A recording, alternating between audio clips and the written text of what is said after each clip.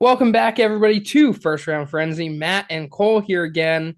We just finished up our positional rankings. We concluded with each of our top 50 big boards. So if you haven't seen that, definitely go check it out. But today, we go into our divisional pre draft overviews. So each division, we're going to go through, kind of talk about where they're at currently, key players, key staff, stuff like that. Then we're going to go into free agency, draft tendencies, and finally a 3-round mock draft for each team. And today we're starting off with my favorite team's division, the AFC East. So it should be a fun one. Yeah, I'm excited about this. I like the fits and tendencies. That's kind of like my favorite thing, and like getting an idea of what GMs like to do around the league, coaches what they like to prefer. I think it's more important for this draft because we know like there's not that many top end players, and then a lot of like the talent in this draft is like stacked in that 20 to 70 range. So who falls in those categories, and like the day two selections are going to come down to what teams prefer with their draft grades, and it's going to be wildly different from team to team. So it's good to break this stuff down, especially for this year's class. Yeah, it's definitely an interesting class, and it's always so different how everything goes. So what we're gonna do is for each of these divisions, we're gonna go and we're just gonna go through the draft order, right? So in this case, we'll start with the Jets, then go to the Dolphins, then the Patriots, and then the Bills, and we'll just go through it that way. And I guess I'll start off. I'll just go with Yeah. it. It's the New York Jets. I might as well. They're my team. And we'll just get right into it. So the New York Jets obviously have not been good in a long time. And after hope in the last 2 seasons, they have now lost Aaron Rodgers, they've lost Devontae Adams, they have lost their head coach, and they've lost their GM. So where do we go from here? So currently, obviously the key staff, they just brought in Darren Mugi from the Broncos, young GM, has a decent history in the draft with the Broncos. They've done really well with specifically defensive players. Aaron Glenn, obviously the highlight of the offseason so far as the head coach from the Lions, and he brought around Tanner Engstrand as his offensive coordinator. So we'll see if he, sticks with the Ben Johnson style offense here, or if he puts a little twist of his own on it. I think with our running backs of Brees Hall and why am I blanking on his name? Braylon Allen. Braylon Allen. Yes, I love Braylon Allen. And Braylon Allen, it fits really well. So that would be really Hmm. interesting. And then one of the things that I think a lot of Jets fans were surprised about is Aaron Glenn saying he wasn't going to take over the defensive play calling. And he brought in Steve Uh, Wilks to do that. So yeah. that one's going to be really interesting to see how the defensive structure works there in terms of play calling and who takes the lead on that in certain situations. And then obviously, Rick Spielman, who helped find these guys, is now staying on as a special assistant to the team. So, really interesting to see how all of these different things from the Broncos, the Lions, the 49ers, the Vikings, all of these different philosophies go into how they're building this team both through free agency and through the draft. It should be very Hmm. interesting. Yeah. Key players, just go quickly through it. Garrett Wilson, Sauce Gardner, Quinn Williams, Jamie and Sherwood, who they just re-signed, Olu Hmm. Fashanu, and then Elijah Vera Tucker. They've got a core. They got to re-sign pretty much everybody. So again, we're in a really interesting situation where we got to spend a lot of money or let everybody go. You just Um, named two offensive linemen as your key players. hey, Cole, we're in a bad place. Building All right, the trenches, building the trenches. building through the trenches. That's how you do it. All right, and we haven't even done that well. So we'll see. Here we go. Um, and then the ranks from last season. I mean, 2024, we were just kind of mid all the way around. Hmm. I mean, if you look at this, 16th in the passing offense, 16th in total offense, and then scoring, we were 25th. And then on the defense side of the ball, we were fourth in passing defense, 17th in rushing defense, and 20th in scoring defense. So all around, I mean, I don't know. Let's kick it over to you real quick with what do you think went wrong with the Jets? Because as a Jets fan, when I look at it, it was obviously first of all Greg Zerline missing Hmm. kicks. Um, that's like 3 or 4 wins right there. And I mean, the passing offense, 16th. It's not great, but it was still decent. So what went wrong? Yeah, I mean, ownership. Um, Yeah. also probably, I think Aaron Rodgers was a lot more beat up than we were led on to believe and that he wanted to admit. Because I mean, the guy still looked like a good quality quarterback, but obviously there's a lot structurally wrong there, and they worked to get that fixed. I mean, Rick Spielman coming in is going to be a big help to the front office with Darren Movie at GM. Aaron Glenn is just a phenomenal culture builder. Same with Steve Wilkes. That defense is going to be red hot, and they already have the talent to be successful. And it's just whether or not we can see, Justin Fields. They invested a lot in him. He wanted someone to invest in him. Now it's his chance to be the guy. So they need to get the offense rolling, and it starts, with Justin Fields, Breece Hall and Braylon Allen in that backfield, getting the ball to his former teammate and Garrett Wilson. But you're just putting a lot of trust in Justin Fields to run that offense while Aaron Glenn and Steve Wilkes handle the defense side of the ball, which they're going to do that exceptionally well. Oh yeah. So that's actually a great transition here. We're going to go into free agency real quick. Additions and subtractions for the Jets. We'll have a graphic up here to show everything, but the key ones: Justin Fields, obviously 2 years, 40 million, coming in to lead the offense. Jamie Sherwood comes back on a 3 year, $45 million deal. That's going to be a really big centerpiece for our defense.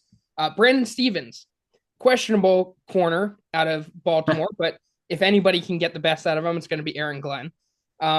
And then Andre Cisco, who I really like that signing. I Yeah, I was like high on Cisco him a coming lot. out of the draft, and although he hasn't had a great career so far, it's not like it's been bad. So I'm Hmm. I'm I'm happy that we got him. Then obviously the subtractions: Aaron Rodgers, Devontae Adams, DJ Reed, our starting right tackle Morgan Moses, um, Hassan Reddick, who did nothing for us, Brandon Eccles, who was like our third corner, and then one of my favorite players, actually, Ashton Davis. He wasn't a key player by any means, but Yeah. I thought he played his part really well. So big loss there. Um, it's going to be interesting.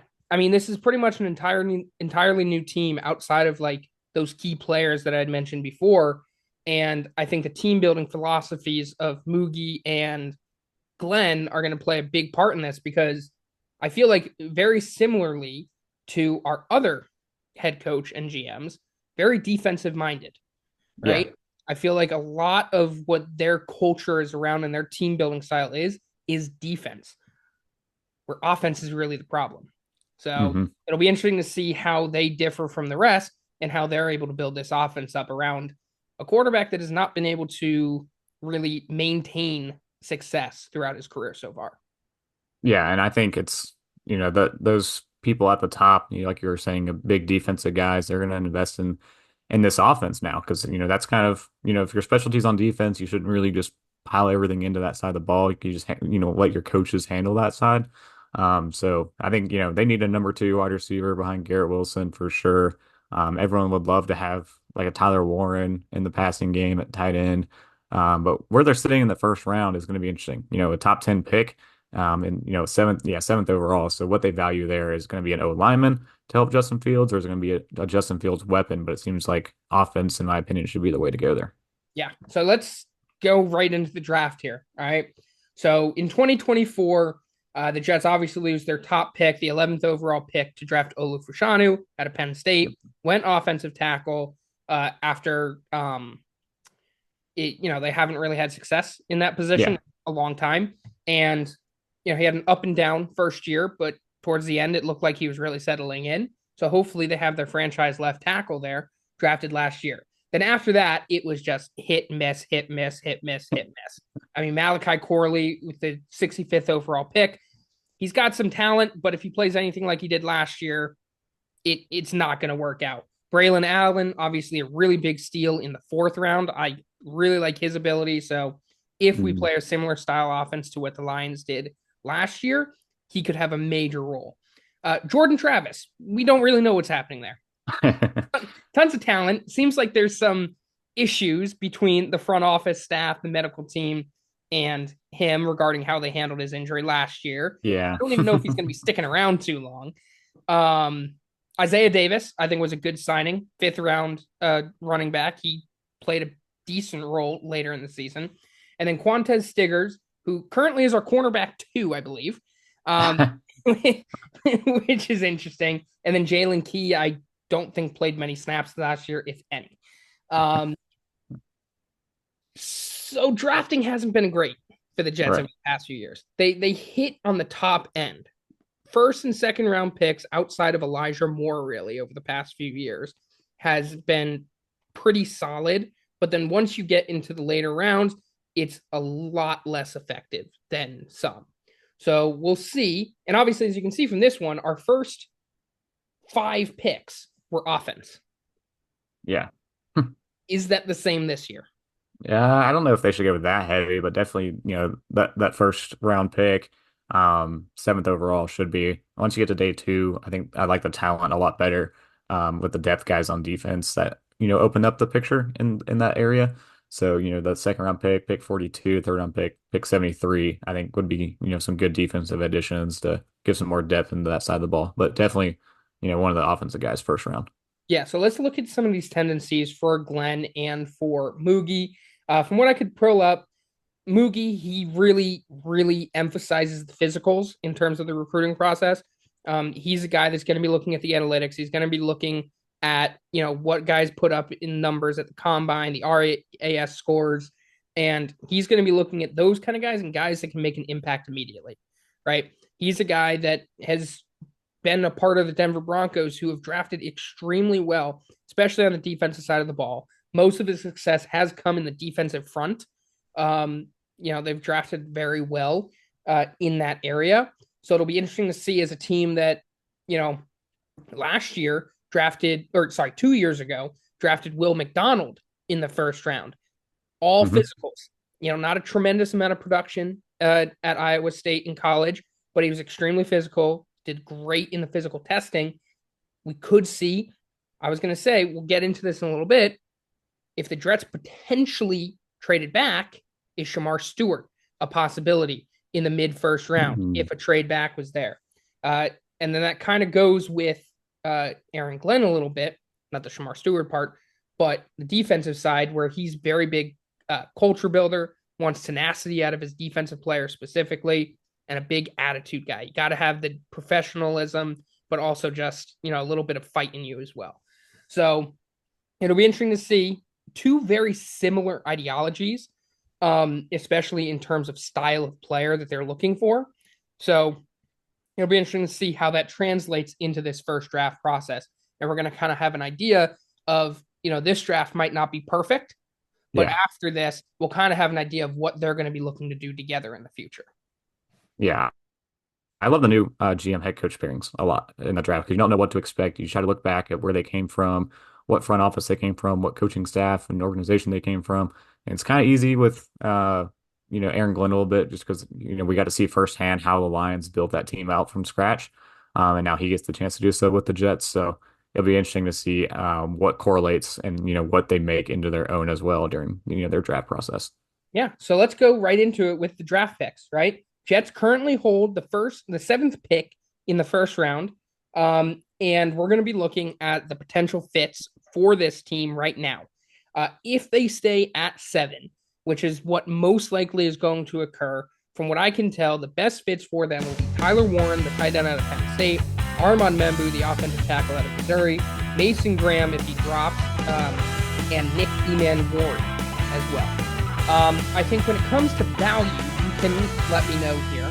I think Armand Membu and Mason Graham are the obvious choices, right? When it comes to positional value as well as talent, offensive tackle and interior defensive line are the superior positions when it comes to that. And Graham seems like a no-brainer if he drops there, considering we both have him as potentially a top 5 prospect in this draft. Now, the interesting thing is going to see how these two, Glenn and Moogie, as well as Spielman as well, as he's going to be part of this process, Mhm. how they go about this, as the Jets are not a very talented team right now. Do they go best player available? Do they go with the value of a position, or do they go with what they need? Right. And I think with what they need, it is Tyler Warren or Nick Emmanwori if they Mhm. stay here. It is defensive back, it is wide receiver, it is tight end.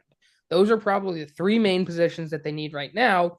And when it comes to the mix of talent, positional need, and positional value, it seems like Tyler Warren would be the pick here. Yeah, I think it's weird. I like Armando Mimbo. as an offensive line piece. He can take over from Morgan Moses at right tackle. You can play right guard with him as well. It opens up a lot of things to your offensive line to really shore that unit up with a lot of young players. But Mason Graham too, like the floor with him would be 7. If he falls and the Jets are there, like he's not going past the Jets no matter how their board is.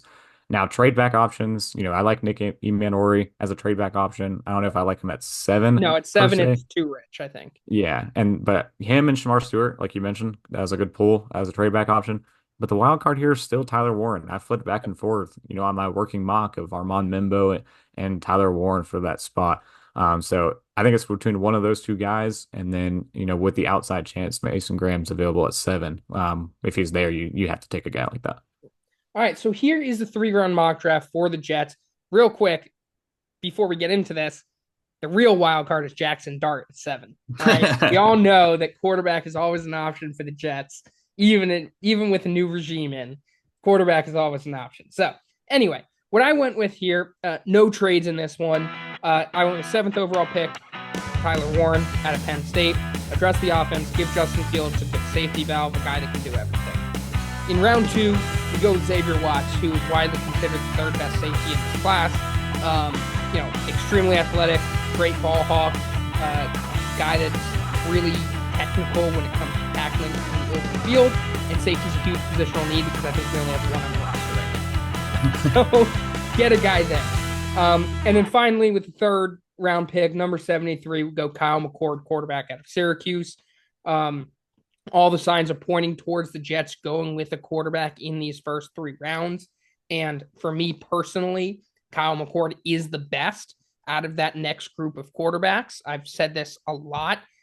He's not going to be. I don't think I can make myself do it. I did it with Brock Purdy. I don't know if I can do it with him, but he is potentially a top 3 quarterback in this class.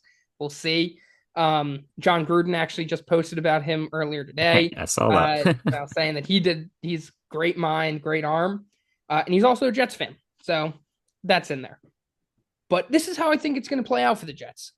Very similar. I was teasing either Jaden Higgins or Trey Harris potentially in that 2nd round. I think there's a great chance the Jets are going to trade at some point into this 2nd or 3rd round into day 2, whether it's trading back from 7. I was teasing potentially a trade with the 49ers if they want to move up and make sure they get one of those top tackles in Membu or Will Campbell. Will Campbell. So that's potentially another way for the Jets to get a higher pick in that day 2. So we'll see what happens. But I think if they stay put, this is the most likely scenario because what's going to happen. But I definitely expect them to get at least one more day 2 pick. Yeah, I like Watson in the 2nd round. That definitely fills up the hole at safety. Warren is a safe pick at tight end. McCord's interesting. We'll see what what they feel about Justin Fields because it already wasn't a very long deal. Was it 3 or 4, 2 years. 3 years? 2 years? Yep. Yeah. So yeah, you don't know what the future is. I mean, they're giving him a chance to prove himself, but adding reassurance now, if you don't think Jordan Travis is that reassurance long term, to develop, getting a guy like Kyle McCord to develop would be a good option for him. So we'll see if they pull that trigger on day 2, instead of going with the 2nd defensive guy. But it's a solid mock. Yeah, and it sucks not getting a wide receiver in here, and I think that's why they trade into that day 2 because they need one. And I think Trey Harris, Jaden Higgins, Jack Betch, even a Kyle Williams, if you trade really into the late 3rd round, I think one of those guys is potentially a Jet by the end of this process. Yeah. But let's move in. Let's go to the Dolphins. How about you do this one? Dolphins, okay. Go for it. Let's get into it. So, I mean, they're not doing much organizational change. Chris Greer's getting another go at it. Besides, the obvious regression they had. Still 8-9 in 2024, but missed the playoffs, and they looked out of sync all year long, and it's hard to understand why. I mean, you had Tua, you had Tyreek, Waddle, A-Chain, all on offense. That was your core, and that was your offense.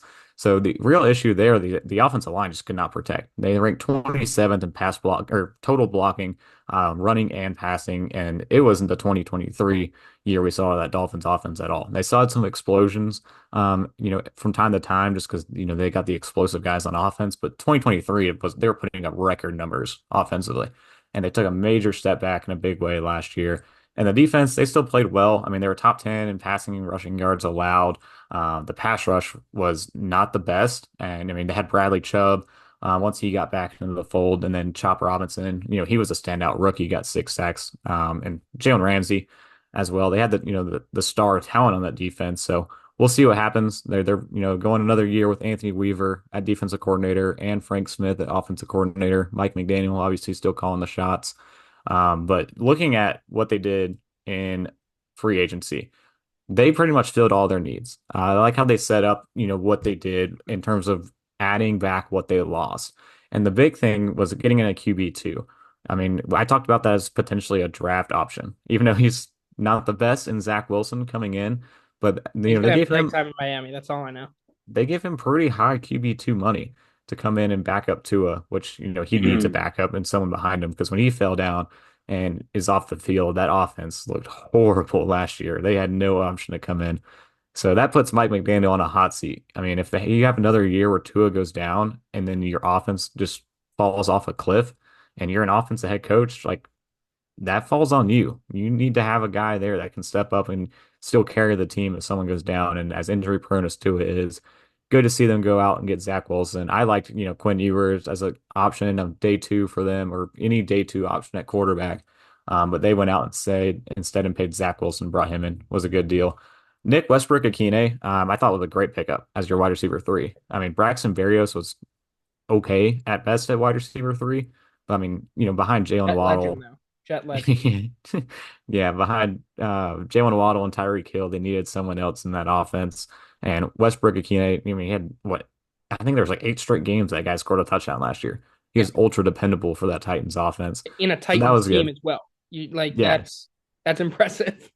Yeah, with Will Levis dunking the ball down the field. But Ifeatu Melifonwu, Ashton Davis, we're seeing here the additions that fills in the holes from losing Sharon Neal, and obviously Javon Holland was the big loss on defense. James Daniels comes in at guard for Robert Jones. So they just like, I mean, even Alexander Madison. I like him as another back behind A-Chain, losing Raheem Mostert, a guy that put up I was gonna what say 20 that touchdowns in stood out to me. 2023. That Yeah. stood out to me as just like a perfect replacement there. Hmm. Even if you go out and get someone in this draft that could potentially overtake Madison, if you don't, Madison is perfectly capable of running back too. They can run in that offense. Yeah, agreed. And that lets A-Chain be the guy. Yep. That 2023, they split so much between him and Raheem Mostert, and he, set the franchise record in touchdowns. Mostert did 2 years ago. He wasn't that good last year. So they were able to answer that. I was hoping they would draft another running back just because why not? Mike McDaniel loves drafting running backs. Just keep, the 49ers were the same way. You just keep building the farm in the backfield. But we'll see if they add another back to that because Madison's not the biggest name as your RB2, and A-Chain's, got his own little injury issues from time to time too, with some soft tissue things that like to pop up with his playing style. But overall, that free agency was great. They opened that draft board up in a big way with the additions they brought in based on the guys they lost. 100%. And I think the Dolphins are doing everything right now, right? Hmm. And they're a team that ended up finishing third in the AFC East, and anybody's going for that second place, right? And I think right now the Dolphins are probably in the best case scenario to get into second place. So we'll see what happens, but I think they're going in the right direction.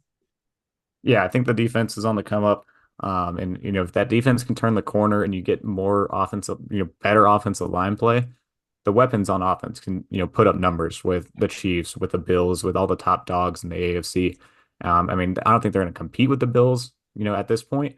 But they make some right moves. They're in the wild card again, and trying to make a run at it. And so we'll see what happens because if Tua's healthy and this offense is clicking, like this is a very deadly offense we've seen the Oh last yeah. couple of years. So that's my number one team need. Obviously, the offensive line, an abysmal unit, one of the worst in football.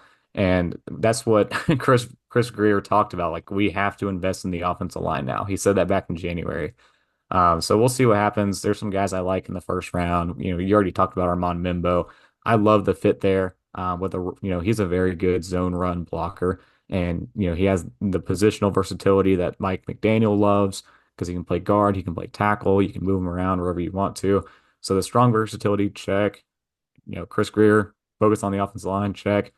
But another one too at right guard could be Tyler Booker. Could be a fit here. I didn't put him down as one of my options, but we'll pull it up here. But you got to replace Javon Holland, number one. I like Nicky Manori. I like Malachi Starks. Oh yeah, I did have Tyler Booker on it. Nice. Yeah, yeah, there it is. So yeah, those two. I like that as a strong four right there. Two safeties that are multi-positional. You can play them all over the defense. Anthony Weaver would love that. That's kind of the safeties he was rolling around back when he was helping out Harbaugh in Baltimore as well. And then two offensive linemen that are just behemoths in that zone run offense that would just fit perfectly to help keep Tua, alive, and also help Devon Achane just, break off big runs. These guys are athletic; they can get to the second level, and just help create explosive plays in the run game. Those have to be like the best four fits for the Dolphins. Yeah, and actually, you mentioned Tyler Booker, and I think one guy that you didn't put on here, and I don't believe is in your mock draft either, is Gray Zabel. And Yeah, you another talk option about too. multi-positional value, as well as guard being a major need. Is that someone that the Dolphins could? Is that a possibility at 13, or is it someone that he'd have to drop into the second round for them to potentially go for? Because I believe both of us have Tyler Booker as the number one true guard in this class. But Yeah, I think Gray Zabel is more of a left interior guy than they need help on the right side. I mean, James Daniels, they brought him in, like I said, to replace Robert Jones at right guard, but I'm still not fully comfortable if you want to make him the guy there. Austin Jackson hasn't really lived up to the right tackle spot either. I mean, Tron Armstead's got that left side locked up. They got Patrick Paul waiting in the wing, the wings behind him. Aaron Brewer at center, I like. I don't know about Liam Eichenberg. Maybe you can get him to replace Eichenberg at left guard. But I think it's a little too rich with their pick for a guy like Gray Zabel. I mean, the picks they have, coming up, they're at 13. Then you go in the second round, you got 48, and then that's their only pick in the second round. So one of those two spots, you got to, I think, address that right side. Now, Zabel can play on the right. He played all five positions and yeah, has the ability to do so. But I think you just got to pick, the scheme fit guy. I think Booker and Armand Mimbo just fit that wide zone scheme a lot better, and they're athletes that can get to that second level. all right. So let's get into this 3 round mock draft then for the Dolphins. Cole, Hmm. who do we go with? Well, I have it. It sucks for what I have here because I don't think Armand Imbo at this point or Nick Eman Ori are going to be on the board at their pick. I mean, it's still pretty high. They're sitting at 13, but I'm going with Malachi Starks. Get a safety in the first round to replace Javon Holland. It's a big hole lost in the defense. You didn't really address it with a guy that quite can play at the level that Holland can, so you don't want to see a notable drop off at that position. So I like Malachi Starks in that defense. Again, another one that Anthony Weaver will love. Second round, I'm going with an interior guy in Darius Alexander. If he's on the board in the second round, again, he can play a little bit outside. He can play really good on the inside out of Toledo. So we'll see if he's on the board there in round two. I think he potentially could be. And then third round, I love Holland Pierce. As a right tackle, that would be a perfect pick for them out of Rutgers. Rutgers football, baby. We're talking about them in the third round right now. Oh yeah. But he is absolutely killer, and can, be an athletic guy again that can move up to that second level. Perfect scheme fit. I hope that happens. I mean, third round, we'll see, but he's getting a little bit of buzz here. We'll see if he gets his name pushed and gets it into the day two. Yeah. I mean, Holland Pierce, he's a guy that I've really liked ever since I watched him at the Shrine Bowl, and what Yeah. he was able to do there. He absolutely dominated. And in a class where we are unsure about a lot of the top tier tackles on whether they're going to stay there, getting a Holland Pierce late in day two would be a huge addition, especially for a team that needs that right side help so much. Yeah. And I wanted to, throw Tyler Booker in there, but I don't quite like the fits of the safeties in the second round, and that's kind of something they're going to have to consider. And I think that Holland loss is still a big hole in that defense. So I like what I rolled with here. Not my ideal for the Dolphins, but I don't think they're going to be in an ideal spot at 13 the way the board could fall for them. All right. Well, speaking of bad offensive line units, let's move on to the Patriots. So the Patriots currently hold the fourth pick uh, in the draft, and there are a lot of options for them here. And they're a team that have a lot of holes.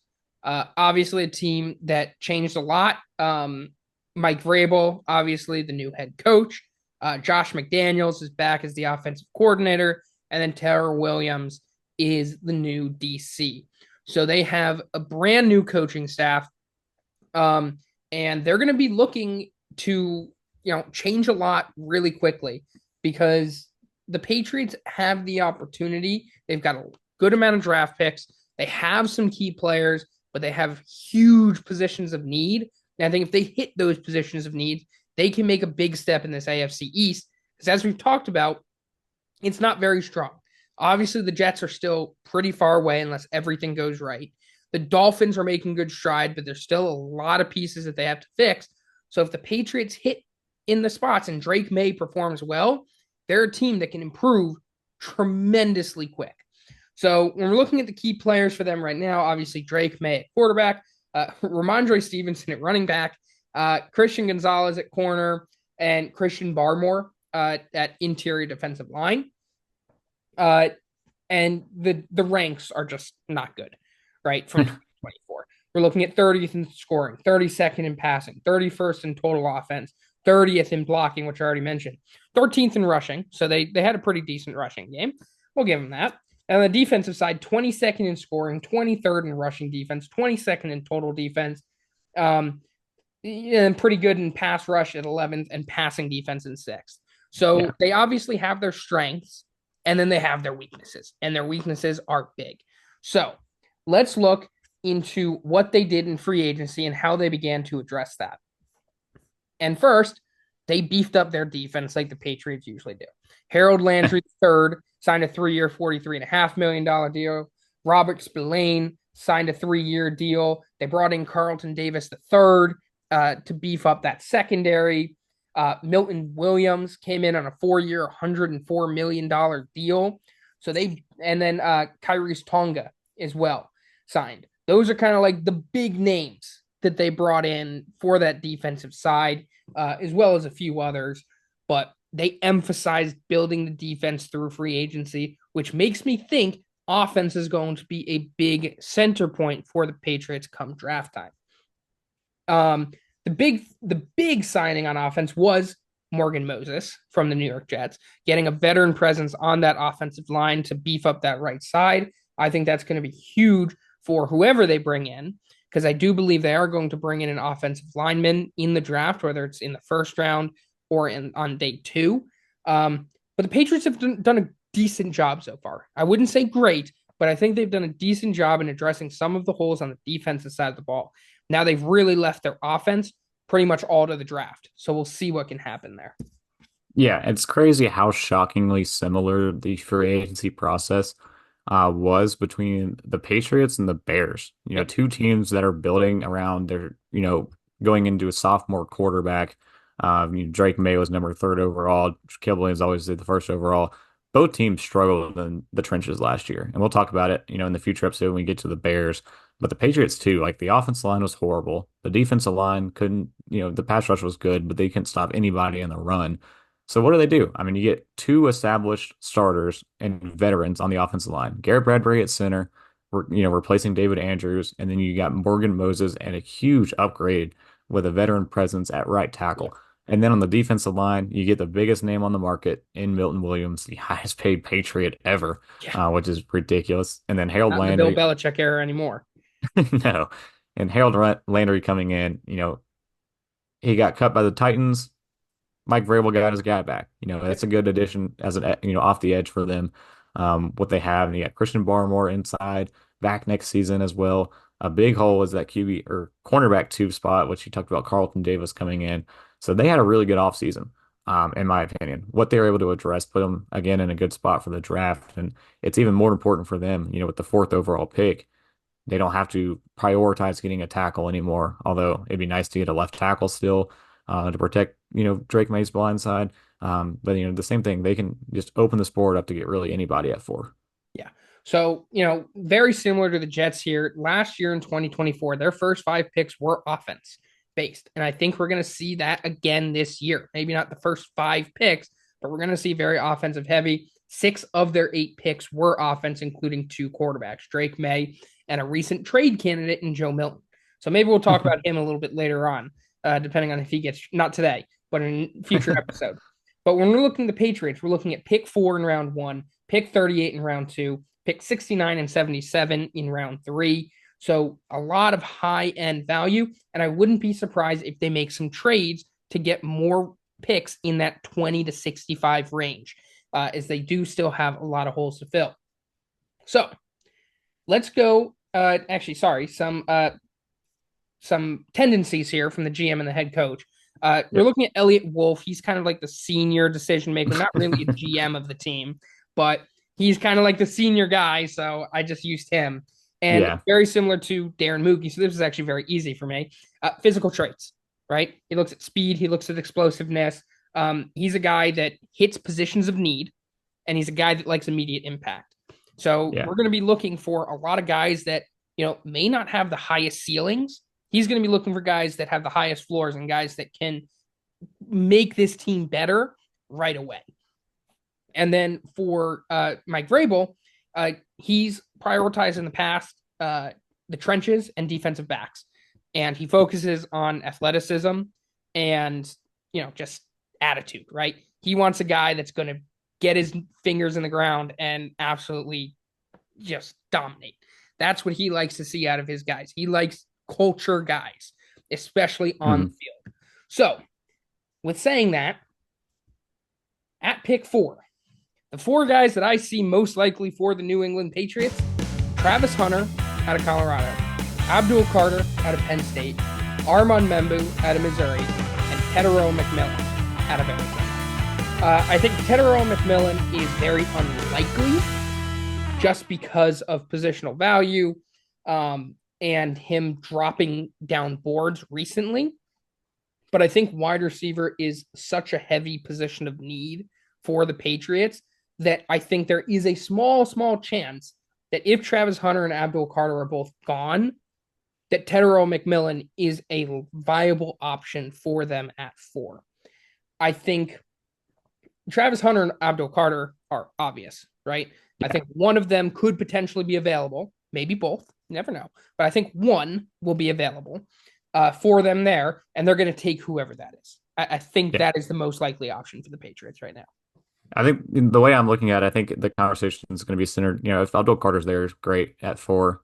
He seems like an easy selection because he's both our number 1 player on our boards when we did the top 50. But I think my argument what I'm foreseeing is going to be Will Campbell actually, and then Travis Hunter, because I think attitude wise, like you said, like their head coach Mike Vrabel loves the attitude guys, the locker room guys. That's Will Campbell to a T. And I don't think he's really going to care about the arm length thing, putting him at left tackle. So that's a real big position of need still on that offensive line, is protecting that blind side. But then Travis Hunter, too, he fits everything that Elliott Wolf likes. So if Elliott Wolf still has a lot of control, I think the control of power shifting with Mike Vrabel, probably calling shots. But it's easy to like a guy like him, too, because he fits, he'd be a perfect Patriot. The way he can play both ways, he can help out. You don't have to rely on him being a number 1 corner. We talked about that before because they have Christian Gonzalez and now have Carlton Davis. You can throw him in there, just get some snaps on defense and be a weapon there as well. And then on offense, he gives another weapon to that offense that they really need someone on offense because they keep swinging and missing at these wide receivers, and they got to get someone that is a consistent threat in that offense. All right, so let's go into the mock draft here for the Patriots. I think pick 4, I went Travis Hunter out of Colorado, but I think it's either him or Abdul Carter, whoever's available. If not, if they're both not available, obviously that changes everything. But I think one of them will be available. I go Travis Hunter here, as I do still think Abdul Carter is going to be potentially picked in that top 3, which would mean that the Giants and Titans go quarterback. Yeah. Obviously, I've been hearing a lot of rumors that Travis Hunter is going to the Giants so that he can tackle people when Jameis Winston throws a pick on offense. The two-way really comes in handy there. But I've got him going there. I think that hits a huge need at wide receiver. You get Drake May, a huge dog out there, and he's also a guy that can make an impact on the defensive side of the ball. Then, the one trade I made, I have the Patriots trading up back into the first round. I was kind of flip-flopping here. I think round 3 and round 1, my 2 picks there, offensive tackle and wide receiver, could potentially be flipped. I think if they go Travis Hunter, they'll go offensive tackle here and get one Yeah. of the surefire starting left tackles in Josh Simmons. They'll trade up. I think the Chargers, if from our mock drafts and what we've done, their guys have not been available at 22. Yeah. They haven't been able to get them. So I think they're a prime trade out of the first round candidate. And I think the Patriots are going to be looking to get some more first round talent in. So I have them going Josh Simmons. Then in round 3, I have them going Xavier Restrepo. Josh McDaniels loves his little shifty slot receiver. Julian Edelman, Chris Hogan, Danny Amendola, Xavier Restrepo is going to be that guy. I've actually been really high on him over the past few weeks, and I think he'd be a perfect fit in that offense in New England. And then finally, a guy that you and I have been talking about a little bit over the past few days, and that's Braden Swinson out of LSU. Get a little bit more depth on that edge. And I think just in terms of positional value, getting an edge in that top 75 to 80 picks is going to be huge. And they go and get a high upside guy. Yeah, I think this is like really ideal for the Patriots. I don't the trade up's interesting, but it makes sense the way you fleshed it out there with the Chargers. Might not having their guy can move back, but that late first round and the early second round is like the honey hole for your true left tackle, which is Yep. crazy, but it is. Like Josh Simmons, if the medicals clear out, can move his way into the first round, like in the 20s, like we see here. So he's an option there if you want to trade back into the first. If you even want to wait till 38 in the second round, I believe that they have. Then you can still get like Josh Connerly there or Yante Ayersery as your left tackle if you don't get Will Campbell. So this would be perfect. Getting Travis Hunter at 4, still getting your left tackle with that second pick. Restrepo is perfect for that offense. I mean, he's also like um, the scrappy guys in Yeah. Mike Vrabel's Titans years. He loved his scrappy wide receivers Yep. too. So he would be perfect, as a team locker room fit, working with Vrabel. He would love that guy throughout training camp. That'd be awesome seeing those two working together. He'd be getting after him. And then Swinson, I love Swinson on day 2. He's Yeah. such a good edge. And he'll be available there, which is incredible value for a guy like, him and production he was able to have at LSU. So again, very ideal and probably pretty likely scenario for the Patriots. That's, if their head's on straight. Yeah. And we'll see. We'll see. New regime. We'll see if their head is on straight. But let's move on to the previous AFC champions, Buffalo Bills. Kole, I'll let you take this one. We'll go into it. They're obviously a very good team, but they still have some major holes that they need to fill. Right. And I'll let you take it away. Yeah. So the Bills, again, they're kind of running back the same, core people running this organization. Brandon Beane and Sean McDermott have been there for a while now, working hand in hand together. And at least since 2020, they've been first every single year in this division. Absolute domination from the Bills in this AFC East. And they're just trying to get over that hump in the playoffs. They're trying to beat the Chiefs, trying, to beat the Bengals and these top dogs. So hopefully get to that point because I love this team. I mean, MVP Josh Allen, James Cook, hopefully they iron out that deal here in the near future to keep him locked up long term. Keon Coleman, I'm excited for his year 2 jump in this offense. I'm hoping that he elevates to that role that they need him to, and hope that he would during his rookie year because they're kind of missing their go-to guy on the offensive side of the ball in the passing attack, but Kincaid as well in there as well. And then the defense, McDermott's running this group very well. They had to let go of some guys the last couple of years just for cost constraints. Moving on from Tre'Davious White sucked. Having to let go of Von Miller this year is going to suck, but they still brought in some guys that are going to do really well in that scheme and in that defense. And on the offensive side, they're great. Yeah. How Josh Allen worked with that offense with the limited star talent he had after moving on from Stephon Diggs, still being top second in scoring. They were top 10 offense and rushing, top 10 in total, top 10 both blocking grades. So the offensive side of the ball is great. Not much really additions you can really make there to push them over the top unless you can somehow get a top wide receiver, which I don't think with their money they can't really get one. There's not one in the draft. So they're just banking on the talent they have there and the weapons. So I like addressing the defense this year. You got to get some guys in there that can get after the Patrick Mahomes, get after the Joe Burrows, the Justin Herberts in this conference. So we'll see what they do on the defensive side of the ball. It seems like that's where they're going to lean really strongly in the draft based on what they did this offseason. Yeah, and it seems like defense is the move here because obviously their biggest acquisition in free agency, I'll just kick this off here for you, Joey Bosa, right? Yeah. They went out and got a big time edge rusher to replace a veteran edge rusher to replace Von Miller. So I think, you got it right there where wide receiver, I think, if one falls to them potentially at 28, is that an option? Maybe. I think they really need to like the guy that drops there. But they went out and they filled some position of needs. But I do think defense is going to be the emphasis because obviously the offense ran even without the top tier wide receivers. The offense ran pretty effectively last year. Yeah, I mean the biggest loss they had there was Mac Hollins. Yep. Him departing sucked, but you got Joshua Palmer. They went out and aggressively pursued him, and they just love their role guys. Just come in, do your role at that wide receiver position. They don't need that alpha number one because it didn't work with Stephon Diggs. It's created even more headaches. But that defense still needs some work. I mean, the interior of that defensive line, they got burned with Larry Ogunjobi bringing him in and finding out he's going to get suspended for 6 games. That sucked. And then at corner, they had to trade away Kiari Lam, which at this point we can go ahead and confirm he's a bust unless he, decides to flourish in Matt Eberflus's zone scheme on defense. But he was a first round bust for that defense. And Yep. Russell Douglas is still out there. I would love to see him get brought back in Buffalo. But if he's gone, you need some cornerback help and some interior defensive line help are my two biggest needs for the Bills. So let's talk about like the tendencies here before we get into the team fit. So the Bills, they like best player available. They're really interesting on how they draft in the Brandon Beane, Sean McDermott combo. Last year, they traded out of the first round and got Keon Coleman. And then, we're just kind of showing, throwing shots at some of their needs. Cole Bishop at safety, Dwayne Carter at D tackle. They needed a backup running back, so they go get Ray Davis. And all those guys kind of contributed pretty well. But then the later rounds, none of those guys were really any factors. No. I mean, Cedric Van Pran Granger, ideally would be your long-term center once they can get him rolling. But past that pick, these guys, I don't even think I heard of last year. I don't even know if they're still on the roster anymore.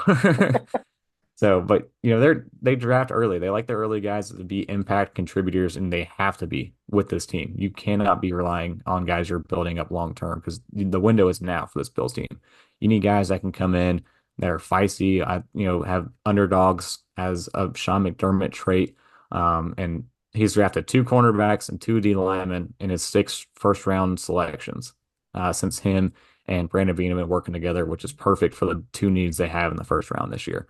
So we'll see what happens. My 4 ideal fits. I got 2 D tackles, 3 D tackles, and a corner. So Derek Harmon, Darius Alexander. Do you think they're going interior defensive line?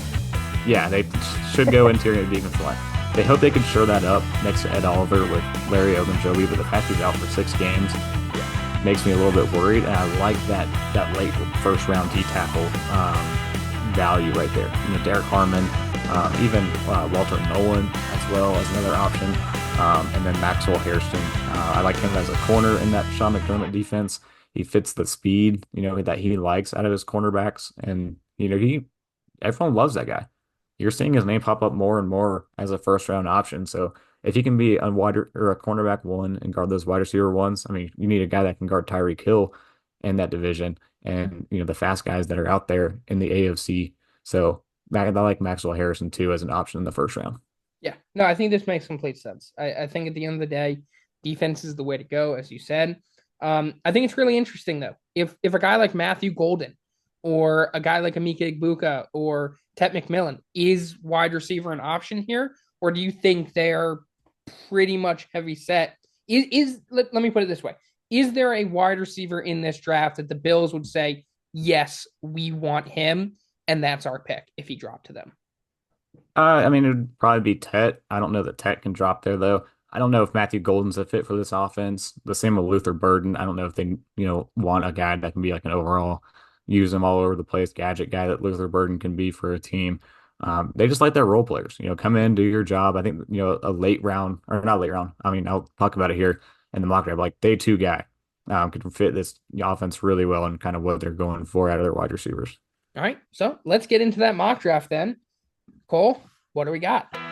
So as much as I want them to go D tackle and I love like the Derek Harmons, the Darius Alexander's fit on the interior of that defensive front, I will go with Maxwell Harrison here. I think that cornerbacks, the class isn't that deep, so I think you got to get your top guy early. And if we see, Will Johnson go off the board at this point, Benjamin Morrison potentially go off the board, John Barron come off the board, and all in the first round. When you're sitting there with Harrison on the board, it's hard to pass up a guy like that. So I'm going with Harrison here. And then in the second round, you still get your D tackle. I'm going with Shamar Turner out of Texas A&M at that D tackle spot. I think let me pull it up. Shamar. That pick surprised me, I'll tell you, because I know this was a long time ago when we did our defensive tackle positional rankings, but I don't believe he was in either of our top tens. I believe he was just on the edge of mine. He was kind of an honorable mention at the time. I don't remember if you had him in there or not. But to get him at 56, that who wasn't in our top tens originally, he's definitely a good player. I've watched a little bit of film on him and he's solid, but Yeah. He it's definitely had a much interesting pick better there. 20. Yeah, he had a much better 2023 or yeah, 2023 year. He had Yep. 6 sacks that year. And just I think there's gonna be a big run on that D tackles. And I think that the value, like we all know, the value in this year's class is that defensive line spot. Like Yep. that's the heart of this entire draft. You're still gonna find guys even when the top ones go. So I think you can miss out on that first round run and like early second round run, and you got to get your corner. So Maxwell Harrison, you come back around, you still get a solid D tackle option because he doesn't need to be a beast. You just need a run stuffer and a guy that can get some interior pressure next to Ed Oliver. So I think Shamar Turner fits that bill. And then Savion Williams, wide receiver out of TCU, getting him with that next, a couple picks later, what he can do for that offense is kind of what I was talking about, looking for. This guy's 6'5", 212. I mean, he is your, jump ball option in this offense, the big down the field guy where Keon Coleman kind of you wanted him to be that. He wasn't quite there. I mean, he didn't have the most productive season, only 600 yards, but still had, 10 yards a catch with 6 touchdowns. Not the best guy, but the guy that fits what the Bills need to round out that position. So I think he'd be a good addition with, what they have, Josh Palmer, Keon Coleman, the 2 tight ends, and then you had Savion Williams as a, really tall outside guy. It just gives them a different threat to that offense. Yeah. I was gonna say Savion Williams is a really interesting guy. I've had him as high as 8 on my wide receiver rankings. I think right now he's at 12, something like that. I don't know if the actual build profile matches up, but through the draft process, he actually reminds me of another former Horned Frog in Quentin Johnson, right? He's a guy that has extreme catch radius, a guy that can make the spectacular catch. And he's got good speed, but he's a little inconsistent. So it'll be interesting to see. You talk about the Bills loving their role players, right? At the wide receiver position, he's a guy that lined up at Wildcat. He's a guy that can line up on the inside or the outside, Yeah. and just a big jump ball kind of receiver that's extremely athletic. So I think if anybody can get the best out of him, it's going to be Josh Allen and Doug McDermott. But he's a guy that should definitely be kept an eye on because in the right offense, he can be a lethal weapon. Yeah, I mean, if they get this and pull this off, they're going to absolutely bully people in the red zone Oh yeah, because you can have Josh Allen powering with a run. Like you go empty set, and you have the 2 tight ends. You have on the outside 6'4", 212 Keon Coleman or 215 Keon Coleman. You have a 6'5", 212 Savion Williams on the yep, other side. Like that's where you're going to score some yeah. red zone touchdowns And right there. then you That just would be got ridiculous. Shakir running a zig from the slot. Yeah. Yeah, like yeah, that would really round out their position. You got Shakir in the slot in the middle or like the short yardage. Yep. Josh Palmer can stretch the field, and you just keep rotating these guys in and out based on the situation.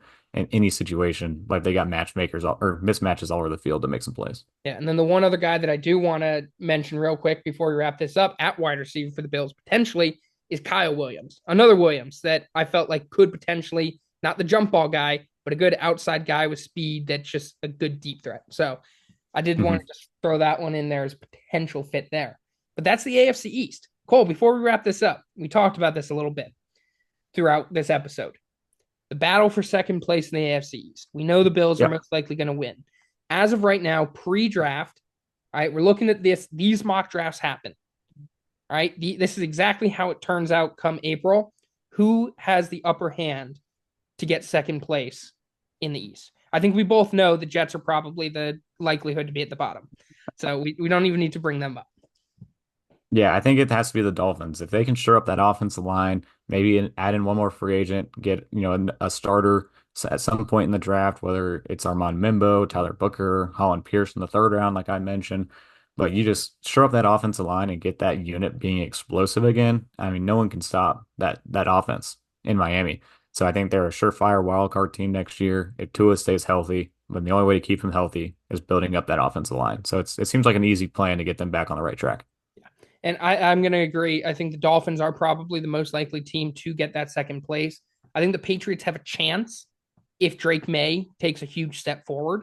He Yeah. didn't have a horrible rookie campaign, but it wasn't third overall pick worthy. So if he has a big campaign and these picks plan out, I think they have a shot. And then the Jets, they need everything to go right and everything to go wrong for everybody else. So Yeah, and with the Patriots too, like Vrabel, he surprises everybody every yes, year. exactly. I mean, he creates a winning program and a winning culture, and he's going to create that immediately in New England. So I wouldn't count them out either. I mean, he worked with far less talent at the quarterback position and made runs in the AFC when it was very, very competitive to do so with the Tennessee Titans. So the Vrabel impact is huge for New England and getting that program back to where they need to be. Yep. All right. Well, that is the AFC East. Nothing changes at the top, but there's definitely going to be an interesting battle for that second place. I can almost guarantee that one of these teams will be in the top five next year's draft. We just have to know which one it's going to be. So that's it for that. We're going to move from east to west throughout this entire process. So next up is going to be the NFC East. And we're just going to go through the same thing again next time. So enjoy, and we'll see you on Thursday for the NFC East.